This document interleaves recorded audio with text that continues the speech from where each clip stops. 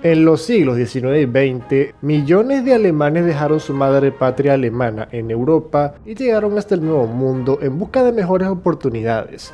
Desde Alaska hasta Tierra del Fuego, se puede decir con seguridad que todos los países americanos recibieron inmigrantes alemanes, algunos más que otros. Sin embargo, el punto a tratar es que la mayoría de los alemanes que llegaron a esta parte del planeta, con el tiempo, terminaron abandonando su cultura, sus costumbres, dejaron de hablar su lengua alemana y se terminaron asimilando a la cultura local. Dejaron de ser alemanes y se convirtieron en estadounidenses, mexicanos, venezolanos, brasileños, argentinos, entre muchos otros. Sin embargo, hubo un pequeño grupo de ellos que hicieron un esfuerzo y conservaron cierto grado de su cultura, entre ellos su idioma, el alemán. Hoy vamos a ver países latinoamericanos en donde se habla el alemán.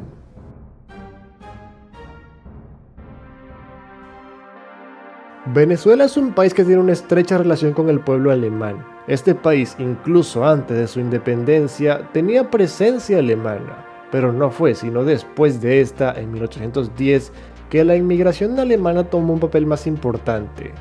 Similar a como se mencionó en la introducción, la mayoría de los inmigrantes alemanes a Venezuela terminaron asimilándose a la cultura venezolana y abandonando su identidad alemana, a excepción de un pequeño grupo que llegó al país a mediados del siglo XIX.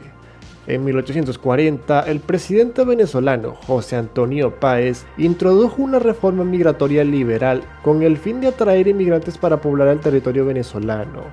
2 años después, Agustín Codazzi, un oficial italiano nacionalizado venezolano, fue hasta la Confederación Germánica, más específicamente hacia el Gran Ducado de Baden.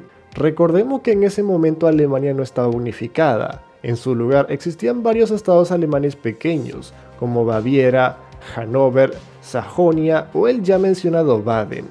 Una vez en Baden, Codazzi logró reclutar a 374 alemanes que fueron traídos a Venezuela y asentados en un pequeño territorio en unas montañas al norte de Venezuela, en donde se fundaría la colonia Tovar. Debido a que Alemania, como ya se mencionó, no estaba unificada, los distintos alemanes hablaban su lengua con dialectos locales.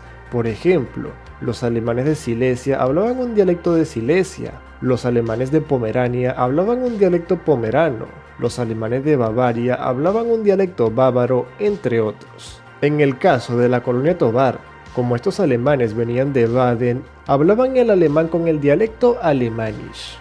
Este dialecto años más tarde sufriría modificaciones, lo que causó de que Venezuela desarrollara su propio dialecto del alemán, el alemán coloniero.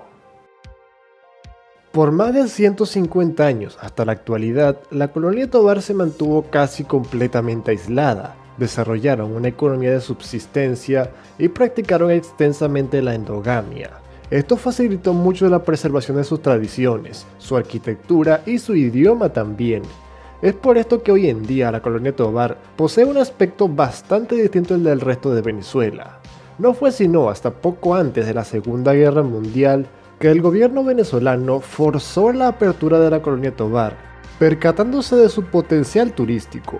Muchos de los alemanes que llegaron a Venezuela antes y después de la Segunda Guerra Mundial decidieron establecerse en la colonia Tovar. Se sentían en una atmósfera muy cercana a su madre patria alemana. Sin embargo, la apertura de la colonia Tovar también trajo consecuencias negativas para los alemanes. Un intercambio cultural entre los venezolanos y los alemanes de Tovar causó una decadencia. Cada vez más alemanes se están asimilando a la cultura venezolana y, por supuesto, aprenden el español como lengua principal. Según el último censo que se realizó hace ya más de 10 años, habían solamente unos 1500 hablantes del alemán coloniero y la mayoría de estas personas eran mayores de 60 años. A pesar de que el gobierno venezolano le ha dado reconocimiento oficial al alemán coloniero, no ha hecho nada más con el fin de garantizar la supervivencia de esta lengua, como por ejemplo sí hizo Brasil con el Hunsrück, por lo que se teme que en años venideros esta lengua pueda extinguirse. Vamos a ver algunas palabras del alemán coloniero para compararlo con el alemán de Alemania.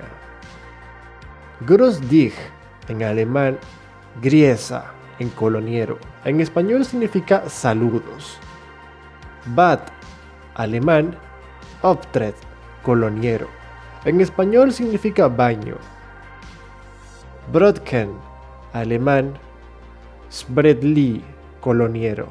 En español significa panecillo. Atmen, alemán. Snuffa, coloniero.